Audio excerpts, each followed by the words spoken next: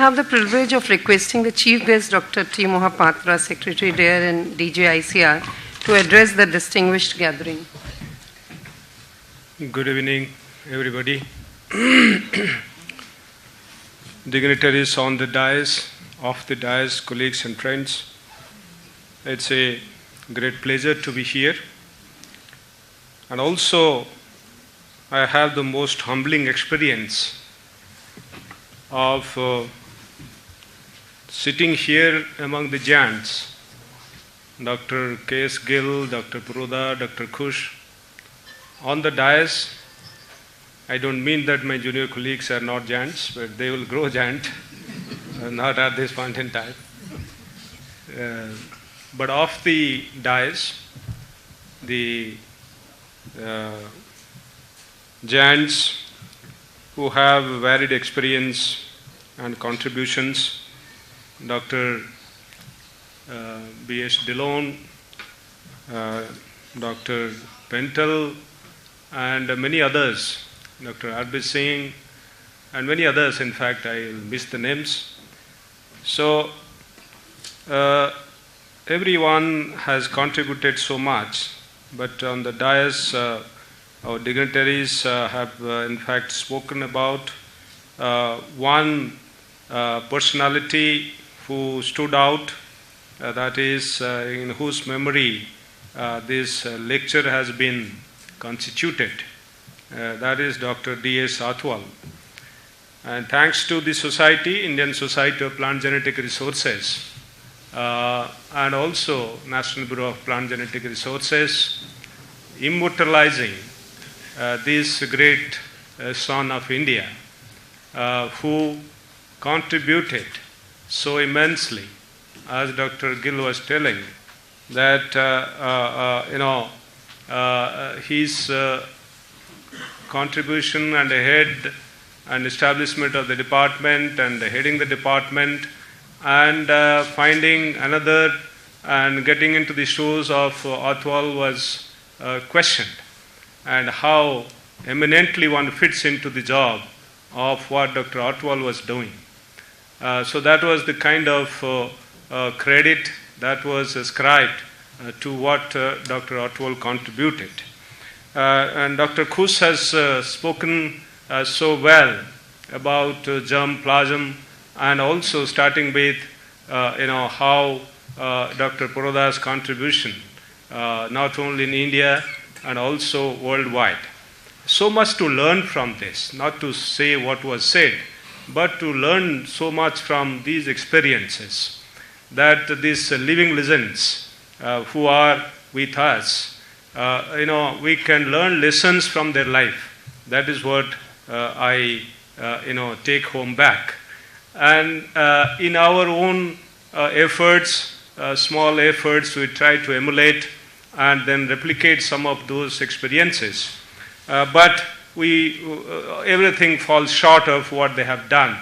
And that is what is very evident. Dr. Athwal's contributions eminently recognized in terms of a breeder. He was shifted from one crop to another, from millet, from wheat to millet to rice, and everywhere he excelled. And that is what we grumble at when we get that kind of treatment. We want whole life to be working in one particular crop.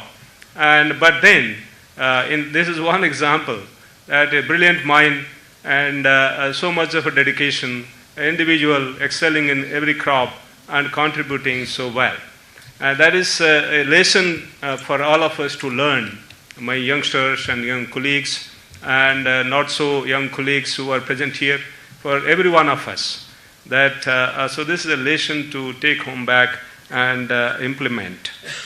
Dr. Khush brilliantly described how germplasm has been utilized to have food self-sufficiency across the globe, and how rice, in his own experience, contributed to using germplasm of India, from India, for India's varieties, including Swarna Saban, and also elsewhere in the world. Certainly, these experiences would teach us many lessons that how our huge gene bank can be very effectively utilized. How much we have been able to utilize this huge germplasm resource. We take credit in having a big resource, but how much we have been able to utilize.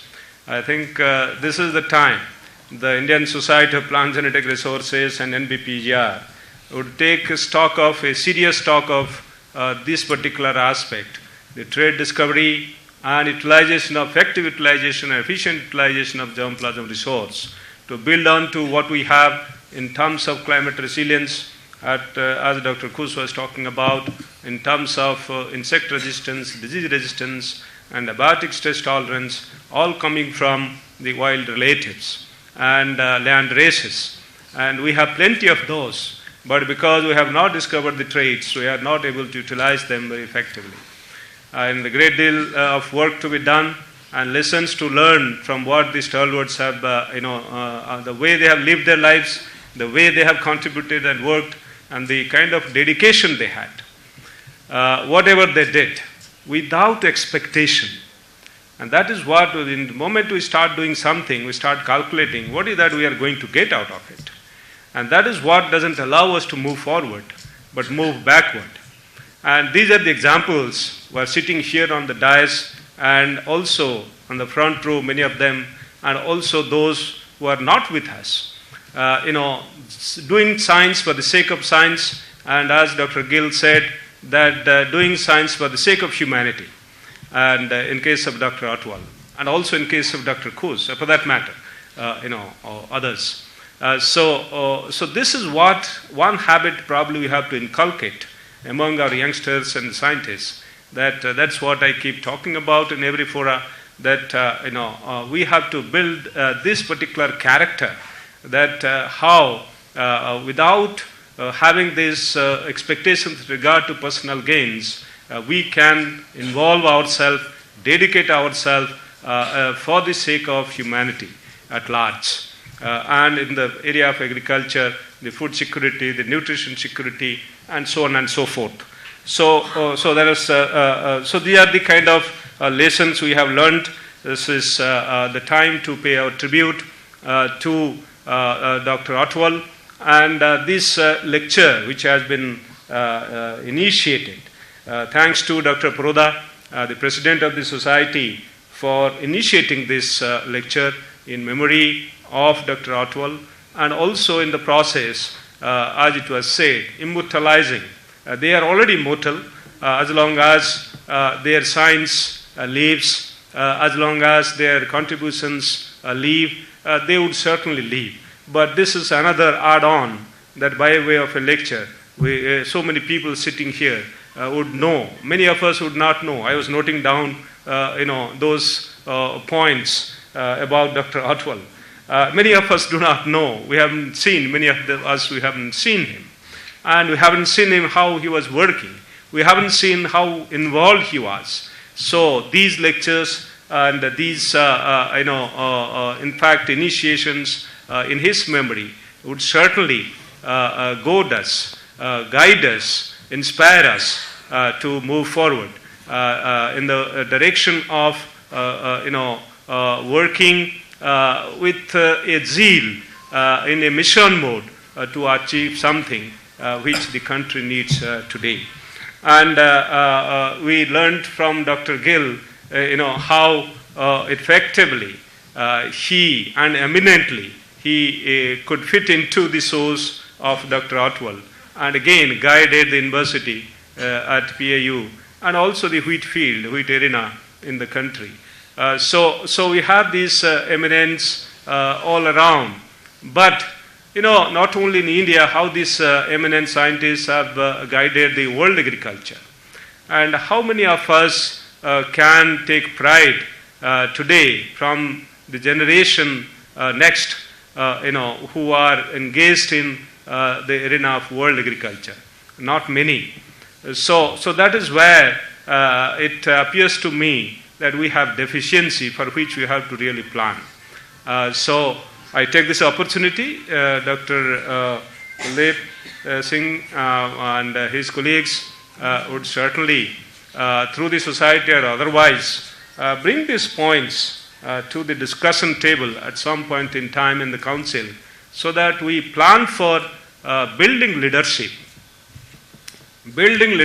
And sometime we find who is there to succeed next to a particular institution or organization. So we have to build leadership. How do we? We have to recognize early and support and build leadership.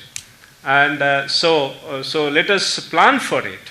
The leaders would be visible at an early stage, and we have to spot them, we have to support them and nourish them and build their career, and as much as possible, instead of being jealous of them and instead of being stumbling block in their development, we have to bring them up. So I think there is a very systematic planning which is required, and that should happen at every institution. And this is the institution which Dr. Puroda built. In fact, at that point in time, there was nothing. Yesterday, he was describing how we needed badly the funds to build this institution, how Dr. Otwal helped to get aid from USAID, and then the process build it. Dr. Khu's contribution to PAU, and there are many who would contribute. Raju Barwal Sahab have been also contributing to many programs and awards and all that. So I believe there will be people who would help us out in building institutions and also enhancing our efficiency of functioning, and also promoting excellence in science. In ICR, at some time back, we insisted so much on applications, so we forgot to do pure, excellent science. And with renewed emphasis on that, I believe that this kind of examples that we have in the form of people around, sitting on the dais and off the dais, who have done so well, excellent science and excellent technology development in their life. So we should take lessons from them. And these are living legends, as I said, and we should invite them and interact with them, and then build the next generation leadership in science, in administration, science administration, and so on and so forth. And I thank the organizers, particularly Dr. Puroda, our guru, our leader, our guide in many spheres, and our inspiration, and to invite me to be here, sir. Thank you very much. And also giving the opportunity yesterday evening to be there, to interact and get blessings of persons like Dr. Khush, who has such a eminent position in world agriculture, not just Indian agriculture, but world agriculture. And also the thanks to the society for inviting me and giving me the opportunity to be here this evening to say a few words, and more so giving the opportunity to learn from what was spoken by the eminent leaders. So with these words, I thank you all for being here, and more importantly, to be here to learn. And I believe it should be a learning experience. Thank you very much. Wish you all the very best.